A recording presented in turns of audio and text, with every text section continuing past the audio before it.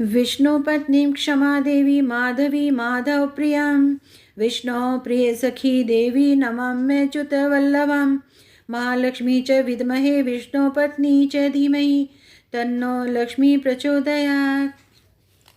जय श्री कृष्ण मेरे परमात्मीय जनों, कृष्ण आस्था प्रमिला चैनल पर आपका हार्दिक स्वागत करती हूँ। और आज हम बात करते हैं अगहन मास के सौभाग्य सुंदरी महालक्ष्मी व्रत के ऊपर। मार्गशीर्ष अथवा अगहन मास में कृष्ण तृतीया गुरुवार से आरंभ किया जाता है ये व्रत, तथा 4 गुरुवार को अगहन माह के 4 गुरुवार 30 नवंबर, 7 दिसंबर, 14 दिसंबर और 21 दिसंबर को 2023 में आएंगे और ये तब इसका अनुष्ठान पूर्ण होगा। अगहन माह में माँ लक्ष्मी भूलोक पर विचरती हैं, अतः उनकी विशेष कृपा के लिए श्री हरि विष्णु के दिवस गुरुवार में ही अगहन लक्ष्मी साधना की जाती है।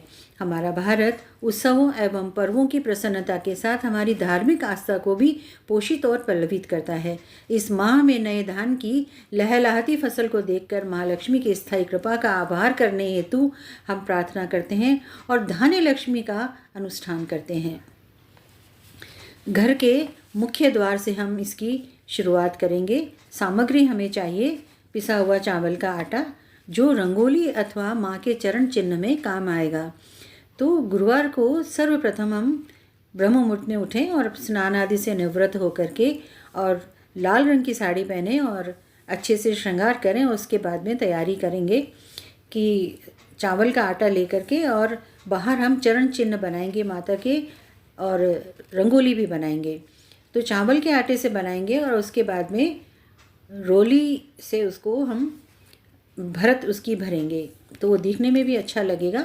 और चरण चिन्ह अंदर आते हुए होने चाहिए, मुख्य द्वार से लेकर के और अपने कम से कम घर के मंदिर तक चरण चिन्ह होना आवश्यक है। दोनों ओर दीपक जलाएंगे और उसके पश्चात में लाल पीले पुष्प होने चाहिए, पीला भोग होना चाहिए, चौकी पर रखने का पीला अथवा लाल वस्त्र होना चाहिए, पानी वाला नारियल, कलश के लिए पीतल का लोटा होना चाहिए, धान की बालियाँ, चावल का आटा और 2 दीपक मुख्य द्वार के लिए चाहिए। 1 दीपक हमको अपना पूजा स्थल जो है हमारा वहाँ के लिए चाहिए।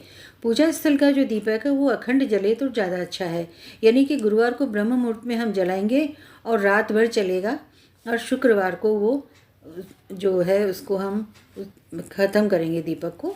चावल रखें और ढेरी के लिए और अष्टकमल दल बनाने के लिए भी ऋतुफल रखें श्रद्धानुसार। स्वयं के पहनने के लिए लाल अथवा पीली साड़ी हो गई, माता के श्रृंगार का सामान हो गया, इत्र हो गया। अब हम आरंभ करेंगे, यानी कि विधि में सबसे पहले चौकी बिछाएंगे और चौकी बिछा करके गणपति जी की स्थापना करेंगे। लाल वस्त्र बिछाएंगे, गणपति जी की स्थापना करेंगे, साथ ही हम कलश भी रखेंगे। तो गणपति जी को हम पुष्प का आसन देंगे और कलश को भी पुष्प का आसन दें अथवा चावल का अष्टदल कमल बना लें और उसका आसन दे दें। जल रखें कलश के अंदर, जल में थोड़ा गंगा जल भी मिलाएं और एक आंवला डालें और इसके पत्ते भी डाल दें थोड़े से। और उसके पश्चात में नारियल रखें, कटोरी रखें ऊपर, कटोरी के ऊपर नारियल रखें और नारियल पे कलावा बांधें अथवा छोटी चुनरी है तो बांधें। उसका जो मुख है नारियल का वो पूजा करने वाले की तरफ होना चाहिए, अथवा जो आँखें होती है उसकी नारियल की वो हमारी तरफ होनी चाहिए, जो पूजा करने वाला है उसकी तरफ होनी चाहिए। आम के पत्ते रखें और इसके बाद में हम लक्ष्मी जी की और विष्णु भगवान जो हैं उनकी स्थापना के लिए तस्वीर है, मूर्ति है, जो भी हमारे पास है, तो फूल के जो पंखुड़ियाँ हैं उन्हीं का आसन दें उनको। और पास में एक दीपक सबसे पहले जला लें। दीपक को भी आसन दिए बगैर कभी रखना नहीं चाहिए, तो अक्षत का आसन दे सकते हैं, पुष्प की पंखुड़ियों का आसन दे सकते हैं।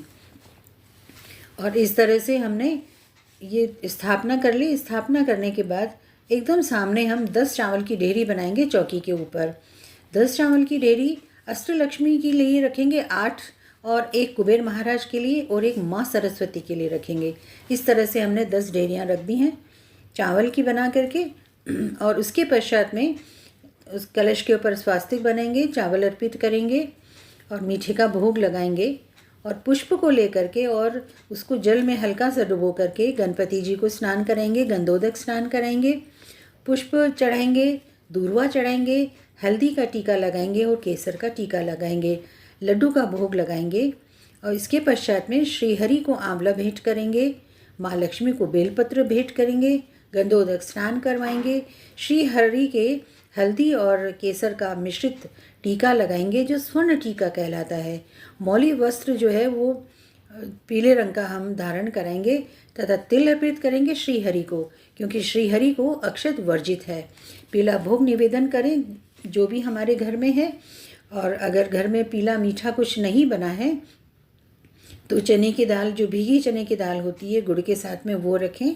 माता लक्ष्मी को रोली का टीका लगाएं, अक्षत चढ़ाएं, पुष्प अर्पित करें, इत्र लगाएं, चुनरी उड़ाएं, 16 श्रृंगार अर्पित करें तथा भोग में किशमिश रखें जो श्रीहरि को भी पसंद है, और मखाने और मेवे की खीर रखें।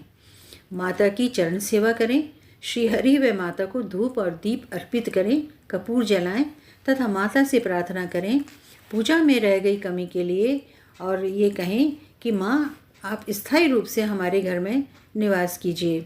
महालक्ष्मी अष्टकम कनकधारा स्तोत्रम श्री सूक्त का पाठ अवश्य ही करें, इससे महालक्ष्मी अत्यंत प्रसन्न होती है, और ये स्तोत्र मुख्यतः स्वयं ही अपने आप में लक्ष्मी का रूप होते हैं। अब सावधानियां हम देख लें कि क्या सावधानियां व्रती को रखना चाहिए। व्रती को बाल नहीं धोना चाहिए, इस दिन घर की साफ सफाई ना करें, स्वयं के नाखून, बाल आदि ना काटें, भोजन में सरसों का तेल इस्तेमाल ना करें, एक समय बिना नमक का भोजन करें। चारों गुरुवार को पूजा सामग्री नई और साफ सुथरी रखें, सदैव शुद्धता व पवित्रता का ध्यान रखें। पूजा में शोर शराबा अनावश्यक ना करें, ताली ना बजाएं, माता को कम बोलना और धीरे बोलना पसंद है, व्यर्थ बातें ना करें। इस प्रकार श्रद्धानुसार अपना अनुष्ठान पूर्ण करें और माता से प्रार्थना करें। जब हम पूजा करें, पूजा के आरंभ में ही हम संकल्प लें कि माँ हम आपका ये पूरा 1 माह का जो यानी 4 गुरुवार का जो व्रत है ये हम ले रहे हैं, और निर्बाधित रूप से आप हमारा अनुष्ठान पूर्ण करने में हमारी मदद करना।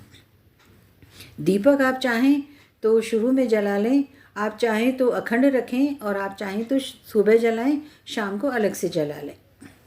अब इसके बाद में आता है कि पौराणिक कथा इसकी है, वो क्या है सुन लेते हैं। कार्तिक कृष्ण अमावस्या को माँ लक्ष्मी का प्राकट्य दिवस मनाते हैं। समुद्र मंथन के 14वें रत्न के रूप में माँ का प्राकट्य हुआ था। बाहर आते ही उन्होंने श्रीहरि के अतिरिक्त कोई वर उन्हें अनुकूल नहीं दिखा, अतः पुष्पहार श्रीहरि के गले में पहना करके उनका वरण किया उन्होंने, और उनके साथ बैकुंठ चली गईं। भूलोक पर मनुष्यों को जब माँ के जाने का पता लगा तो उन्हें बहुत दुख हुआ, और मनुष्यों ने प्रार्थना की कि माँ आप नित्य नहीं आ सकती, तो कभी कभी भूलोक पर आकर के दर्शन लाभ दें तथा हम भक्तों के कष्ट दूर करें, तथा आप किस विधि से प्रसन्न हों यह भी बताएं। तब महालक्ष्मी ने कहा कि कार्तिक माह के अतिरिक्त अगहन माह में भी मैं पृथ्वी पर विचरण करूंगी, तथा अगहन के गुरुवार को श्रीहरि के साथ जो भक्त मेरा पूजा अर्चन करेगा, मैं श्रीहरि के साथ उनका कल्याण करूंगी। अतः अगहन शुक्ल दशमी गुरुवार के दिन माँ पृथ्वी पर पहली बार आई थी। इस दिन का योग बड़ा ही दुर्लभ होता है। अगहन शुक्ल दशमी हर वर्ष नहीं आती है, क्योंकि गुरुवार उस दिन हो या नहीं हो यह आवश्यक नहीं है, जैसे इस बार नहीं है। जब आती है उस दिन बड़े ही चमत्कारी योग में सुदर्शा नामक महालक्ष्मी का व्रत किया जाता है, जो मनोवांछित फलों को प्रदान करता है। अतः हम अगहन के 4 गुरुवार को ही महालक्ष्मी का व्रत करते हैं। यह व्रत 12 वर्षों तक लगातार करने से माँ लक्ष्मी श्रीहरि के साथ स्थिर लक्ष्मी के रूप में हमारे घर में निवास करती है। और अब आता है विसर्जन किस तरह से किया जाना चाहिए। तो जो हमने गुरुवार को चौकी बिछाई है और पूजा आदि की है, उसको तुरंत नहीं हटाना है हमें। गुरुवार की जो पूजा है उसको हम शुक्रवार को दूसरे दिन सुबह चौकी हटाएंगे, और चौकी पे जो सारा सामान है, दक्षिणा इत्यादि हमने रखी है, वो हम घर में ही रखेंगे, घर की कन्याओं को देंगे। सुहाग का जो सामान है वो हम घर की महिलाओं को ही देंगे, कन्याओं को देंगे। और इसके पश्चात जो चावल होते हैं वो चाहें तो आप हर गुरुवार के चावल अलग से रखें, चाहें तो सब मिक्स कर दें, मिला करके चारों गुरुवार के जो चावल हैं और मिला करके उनके 4 भाग कर दें। एक भाग को अपने घर के ही भंडार गृह में रखें, अपने घर में ही रखें। एक भाग को आप चिड़िया को, जो गौरैया हमारे यहाँ आती है, उनको आप डाल दें छत पे अथवा बालकनी पे, और तीसरा जो है वो गैया को दे दें, और चौथा हम मंदिर में रख दें। अगर ये व्यवस्था ना हो हमसे तो सारे के सारे चावल हम मंदिर में भी रख सकते हैं। और इसके पश्चात में महालक्ष्मी से प्रार्थना करें और ये कहें कि आप निर्बाधित रूप से हमारी पूजा को स्वीकार कीजिए और हमारे घर के भंडार भरे रखें। इस प्रकार महालक्ष्मी व्रत संपूर्ण हुआ। बहुत ही सूक्ष्म मैंने आपको बता दिया है। जय श्री कृष्ण।